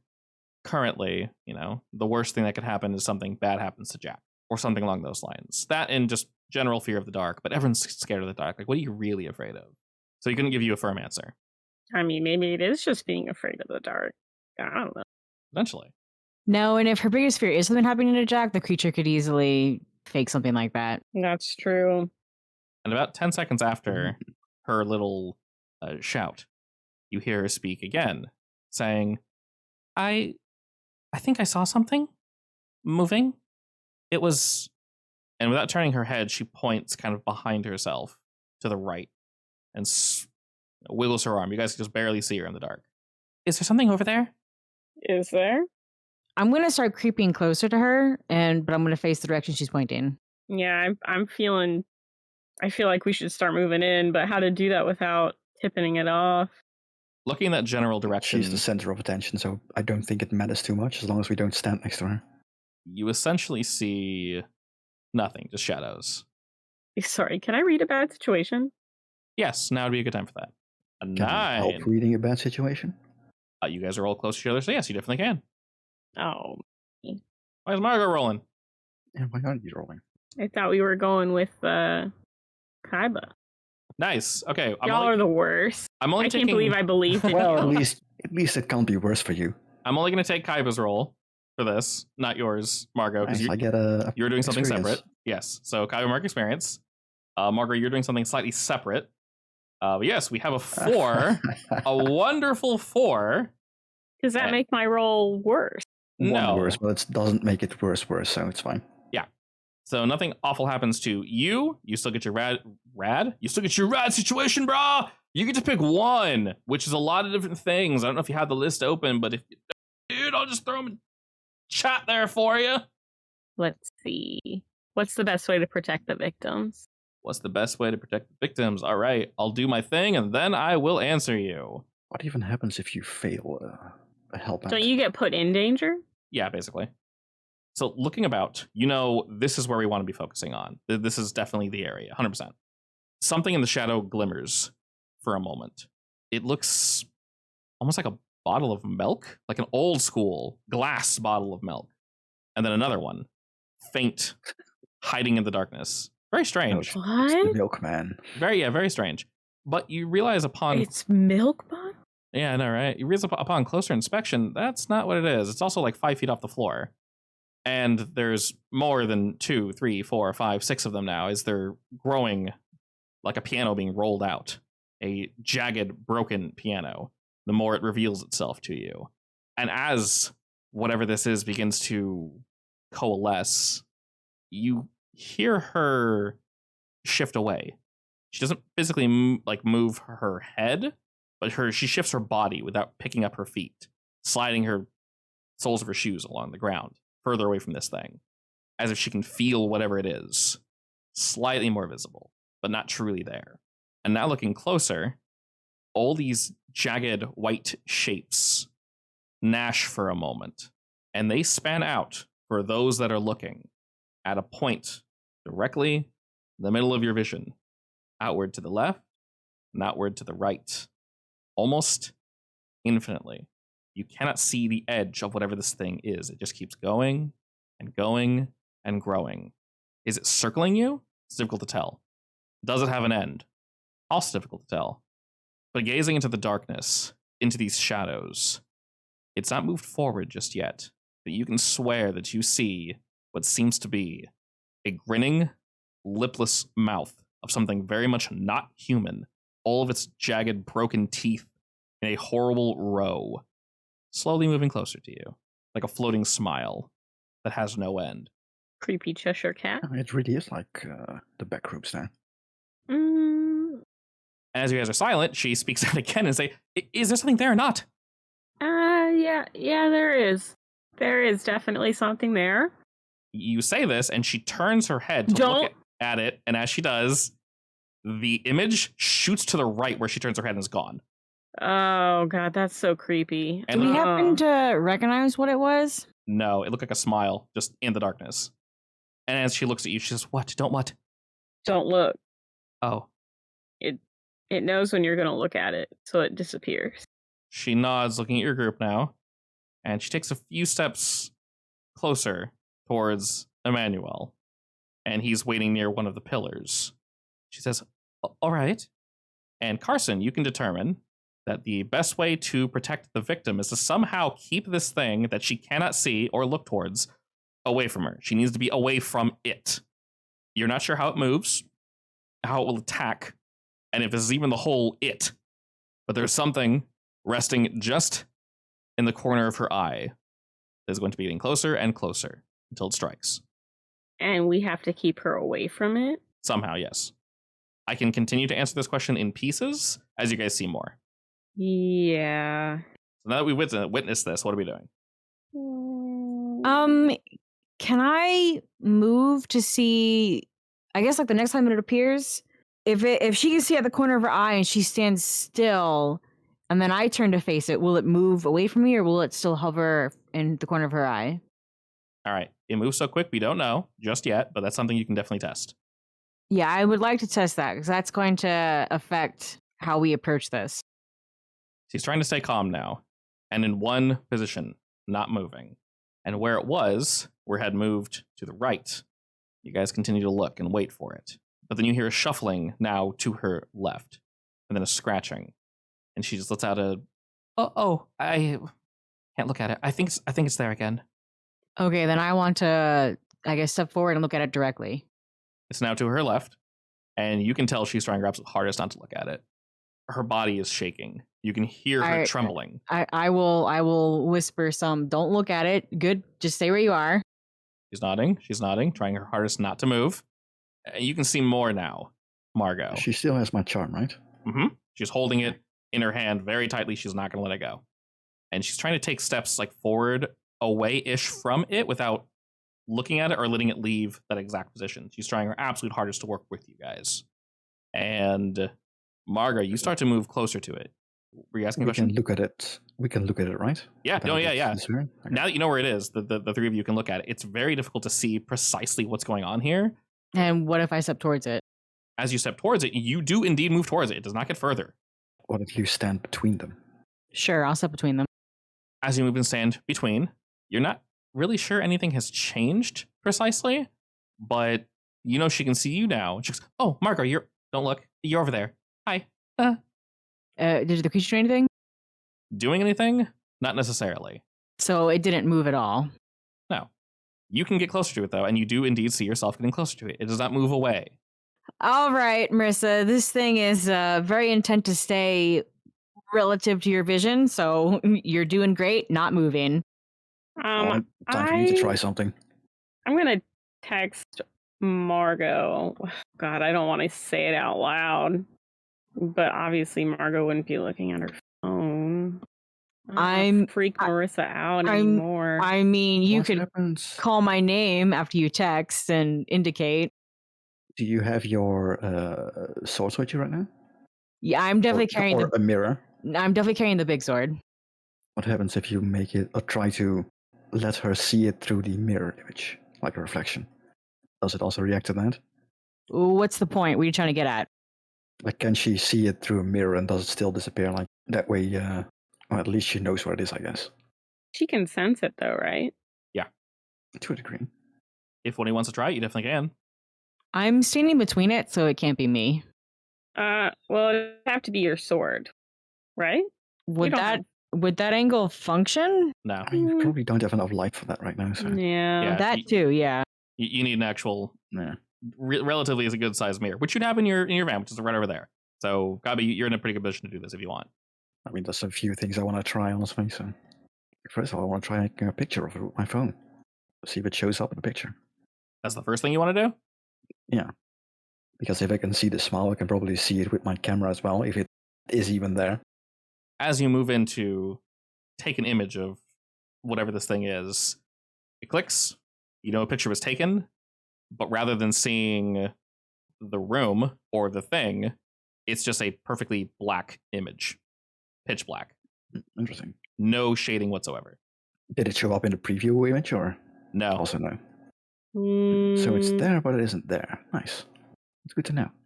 Now, there is enough light in this area that taking a picture, you could take a picture of a wall if you wanted to. So, for example, as you drag it across the ground, the viewpoint, look it up, you could see the floor, your shoes. But once you hold it up, it's just black, pitch black. Oh. After you take your picture and instead receive a black blob, the mess that is its teeth begin to gnash together. Quiet at first, but growing louder and louder. The sound surrounds all of you, as if it's coming from all sides, above, below, to your left, to your right. There is no escaping this gnashing. Marissa responds almost instantly, doesn't turn her head, but she goes to. She looks away, actually, ever so slightly as she grabs at her ears. And when it does, Kaiba, the position it was in shifts slightly further, just to stay out of her vision, but never in. And after the gnashing ceases, a smoke begins to furl out from between the gaps and slowly fill the room as you hear a cracking, snapping sound akin to bone being trampled underfoot begin to emanate from this thing. Did it get any closer to her as it moved? It's difficult to tell, but you think it's gotten slightly closer. Distance and this thing, specifically in this room, are incredibly hard to gauge. Then I assume we also didn't notice if it got any more corporeal. Currently, it looks the same as it did before. Shrouded in, even looking at it, you can see this thing.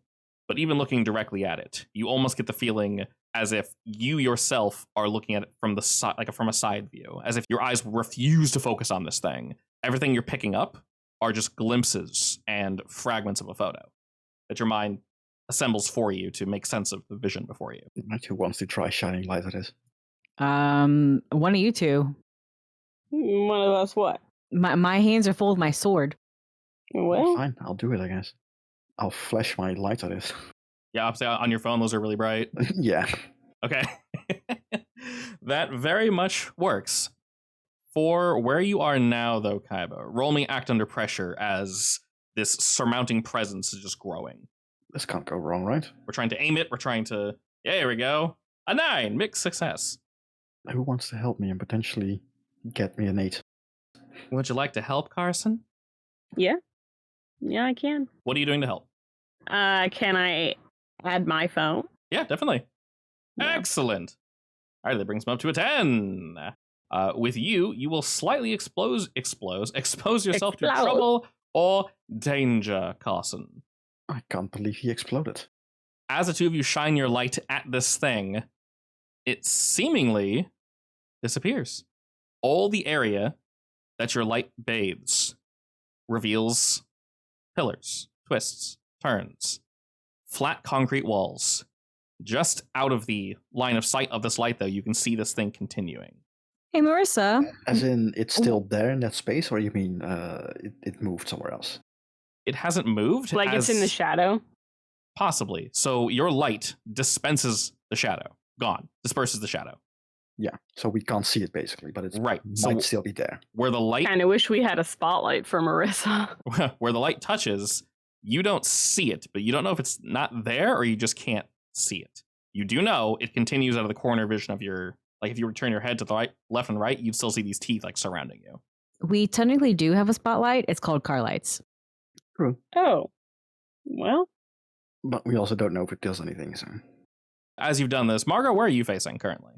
I want to keep my eyes on the creature. I want to call it, hey, Marissa, we never did quite catch what your fear was. She's currently stammering as if she's thinking of, why is that important right now? Because this is what you're most afraid of. All right. She's thinking of, I don't know, losing my son, but Jack isn't here. Was he attacked by something? No. As she's thinking, and she's moving about slightly while keeping it in the corner of her eye, moving closer to one of the pillars where Emmanuel is.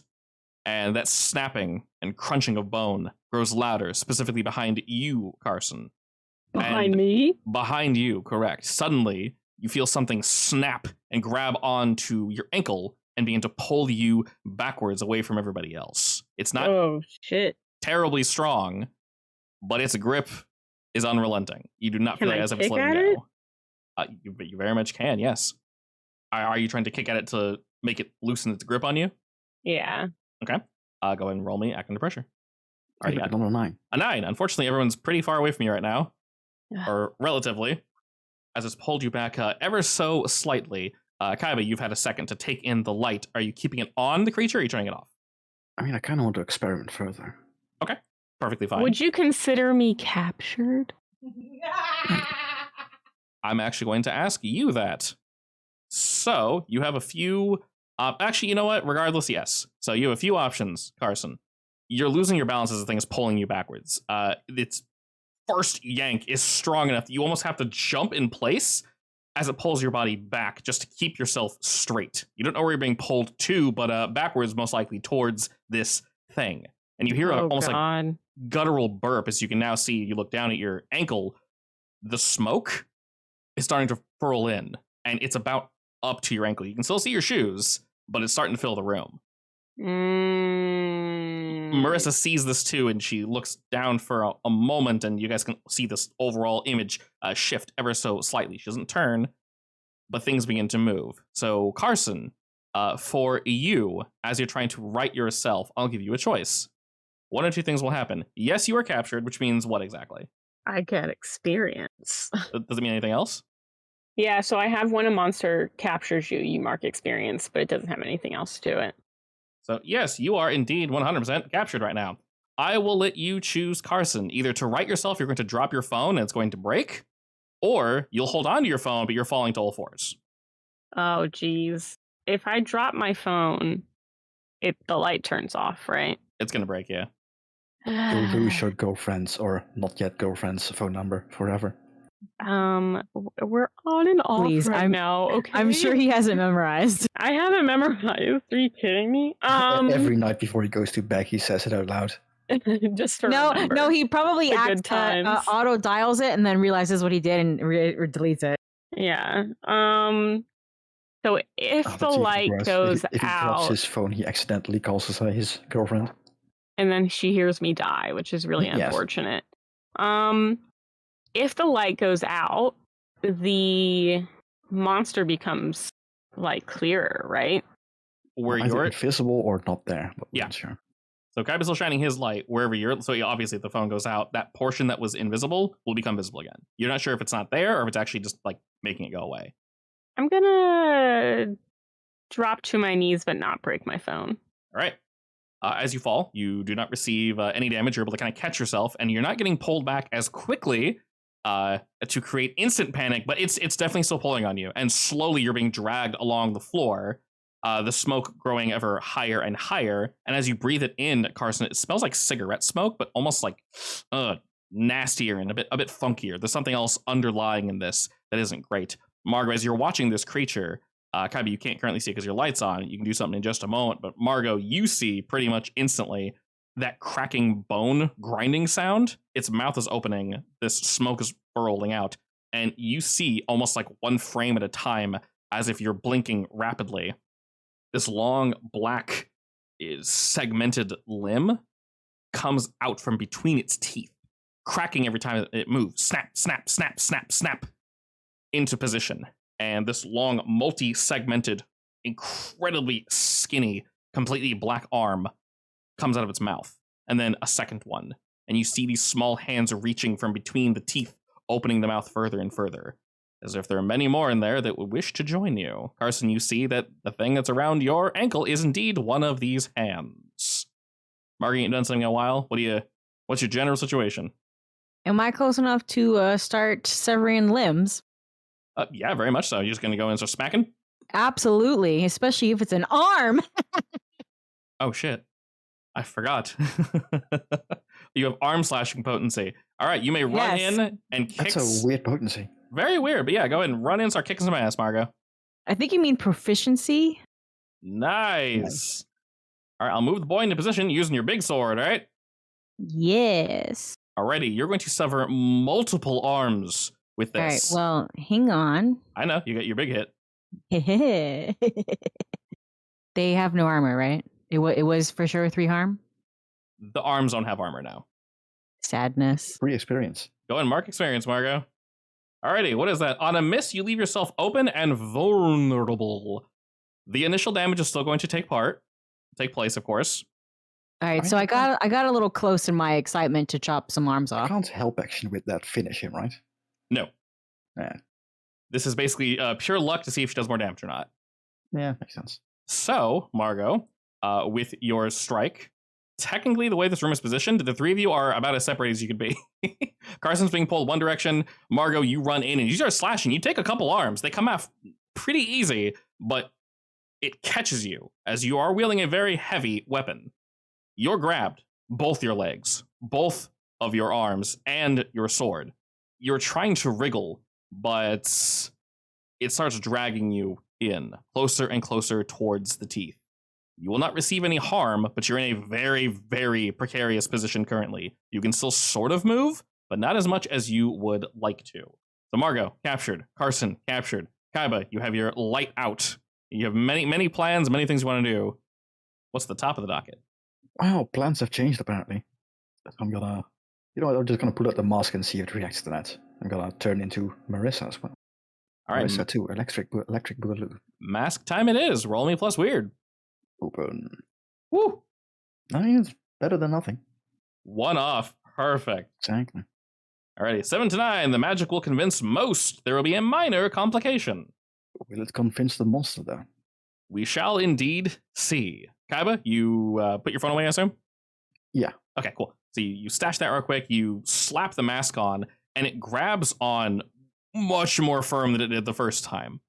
Panic settles in for a moment, as if it almost feels as if the mask is digging into your flesh, sliding under the top layer of skin, tendriling deeper and deeper.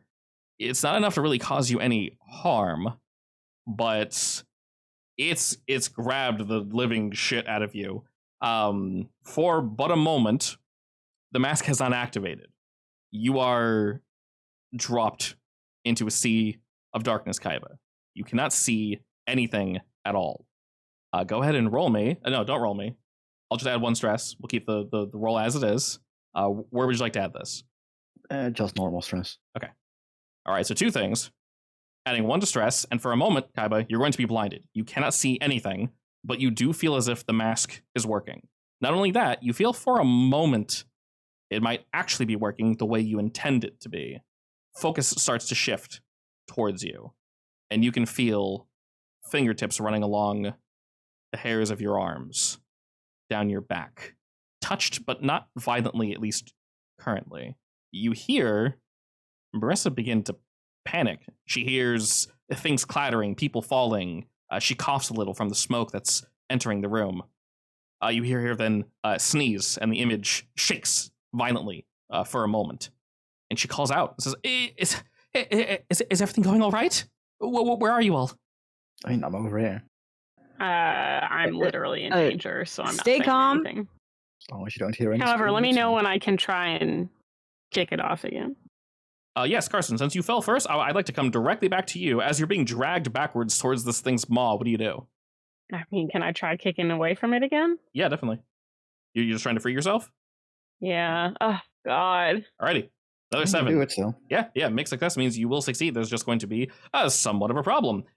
You kick and thrash. You still have your phone on you. Are you intending to keep the light on, Carson, or off? Yeah, I'm trying to keep it on. Okay. I'm trying to, obviously I'm focused on kicking the leg or whatever, the hand that's attached to me. Okay. But I want to keep the phone light on so I can shine it in that direction. Alrighty. You most definitely have your light spilling where you need it to. It's bouncing off a lot of the smoke now. It's starting to get a little complicated, but you do see where the light reaches. Does seem to not eradicate the creature, but you cannot see it, at least in full. Like I mentioned before, this thing is really difficult to get any sort of vision on. You need to twist, kind of like an alligator death roll, but you eventually get these hands off you. They snap like dry twigs.